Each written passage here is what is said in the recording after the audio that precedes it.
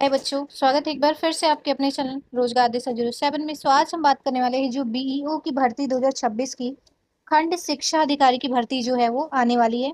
और इसके लिए जो बीएड हैं, जिन्होंने ग्रेजुएशन के साथ बीएड कर रखा है या अपने एमए के साथ बीएड कर रखा है, तो वो इसके लिए एलिजिबल है और वो इसके लिए अप्लाई कर सकता है।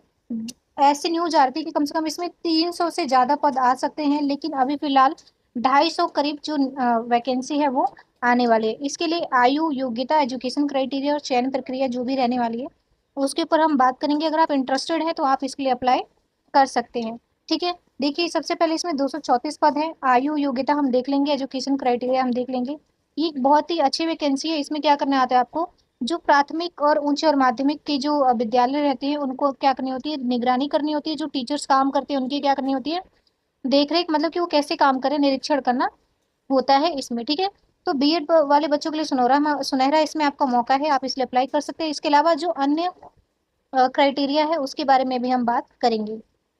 तो देखिए, प्राथमिक और उच्च माध्यमिक विद्यालयों में निगरानी का काम, शिक्षकों के कार्यों की निगरानी करनी होती है और शिक्षा व्यवस्था को क्या बनाना होता है, सुदृढ़ बनाना होता है। एजुकेशन क्वालिफिकेशन की अगर मैं बात करूँ इसमें, तो graduation plus B Ed degree from a recognised university, यानी कि अगर आपने ग्रेजुएशन या अगर आपने रिकॉग्नाइज्ड इस यूनिवर्सिटी से बीए कर रखा है और या सॉरी ग्रेजुएशन कर रखा है और बीएड कर रखा है, तो आप इसके लिए एलिजिबल हो, आप अप्लाई कर सकते हो। साथ ही जो एक आपके पास एलटी का डिप्लोमा होना चाहिए, अगर वो भी है आपके पास तो आप अप्लाई कर सकते हैं, आप इसके लिए एलिजिबल हैं। ठीक है, एज क्राइटेरिया आपकी क्या होनी चाहिए, इसमें 21 से 40 वर्ष एज क्राइटेरिया होनी चाहिए। ठीक है, एज रिलैक्सेशन की बात करूँ तो एससी एसटी और जो ओबीसी का आपका रहता है, इसमें जो बच्चे आपको एज रिलैक्सेशन का जो भी आपका क्राइटेरिया है तो आपको मिल जाएगा जैसे ही नोटिफिकेशन आता है इसका।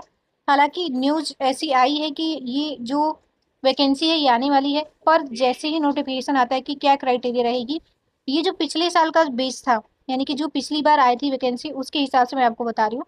ठीक है, सिलेक्शन प्रोसेस की अगर मैं बात करूँ तो प्रीलिम्स, मेंस और डॉक्यूमेंट वेरिफिकेशन होता है, उसके बाद आपका सिलेक्शन हो जाता है। सब्जेक्ट में आपका देखिए जनरल स्टडी है।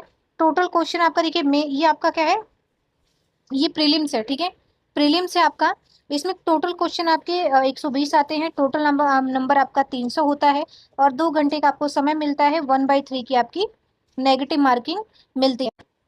ठीक है, तो ये आपका क्या होता है, प्रीलिम्स होता है जिसमें आपको जनरल स्टडी पढ़नी होती है। आगे मैं बात करूँ डिस्क्रिप्टिव, जो यानी कि जो लिखित पेपर आपका आता है, इसमें मेंस एग्जाम में आता है। 2 पेपर आपके होते हैं। पहला मेंस पेपर होता है, इसमें फर्स्ट पेपर होता है जिसमें आपको सामान्य अध्ययन जीएस पढ़ना होता है, 200 नंबर का होता है और 3 घंटे आपको समय मिलता है। इसमें आपको क्या करना होता है, दीर्घ उत्तरीय, लघु उत्तरीय और अति लघु उत्तरीय प्रश्न के उत्तर लिखने होते हैं। यानी कि आपका ये डिस्क्रिप्टिव लिखने वाला आंसर होता है, ऑब्जेक्टिव टाइप नहीं होता है। डिस्क्रिप्टिव का मतलब होता है लिखित पेपर होता है।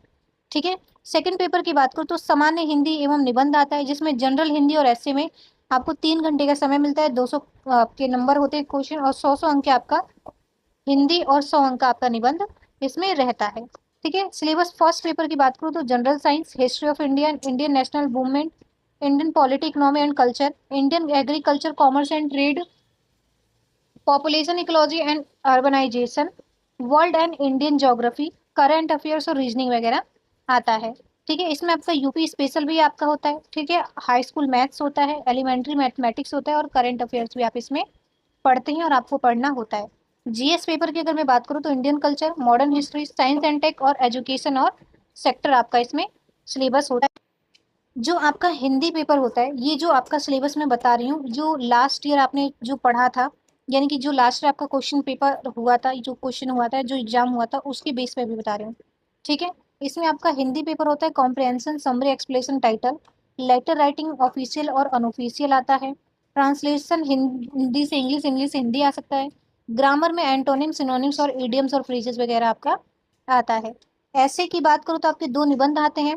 पहला आपका सेक्शन ए होता है जिसमें साहित्य, संस्कृति और राष्ट्रीय योजनाएं, सामाजिक समस्याएं वगैरह आती हैं।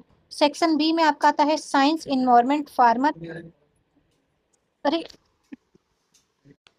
तो इसमें आपका साइंस, इन्वायरमेंट एंड आपका आ जाता है फार्मर, प्राकृतिक आपदाएं और व्यापार, बिजनेस वगैरह आ जाता है। ठीक है, तो ये आपका सेक्शन बी में जो सिलेबस रहता है वो है। सैलरी स्ट्रक्चर की बात करूँ तो बेसिक पे आपको 34,000 मिलता है। इन हैंड सैलरी आपको कम से कम 75,000 मिल जाता है आचार्य भत्ता वगैरह मिला। एक्सपेक्टेड जो डेट है, जो आने वाली डेट है, वो सितंबर में आपकी वैकेंसी आ सकती है। ठीक है, सितंबर तक आपका इसमें चांस है कि वैकेंसी जरूर आएगी, तो आप इसके लिए अप्लाई कर सकते हैं। जो भी आपकी क्राइटेरिया है वो आप देखें, डॉक्यूमेंट्स वगैरह है उसको तैयार करें। ठीक है, जैसी वैकेंसी आती है मैं आपको बताऊंगी। अगर आपके पास जो भी क्राइटेरिया इसमें मैच हो रही है तो आप इस फॉर्म को भरने के लिए एलिजिबल हो सकते हैं। बाकी जो सिलेबस वगैरह है वो आप देख सकते हैं। तो फिर आज इतना ही। वीडियो पसंद आते हैं तो प्लीज़ चैनल को सब्सक्राइब, वीडियो को लाइक एंड शेयर कीजिए। धन्यवाद।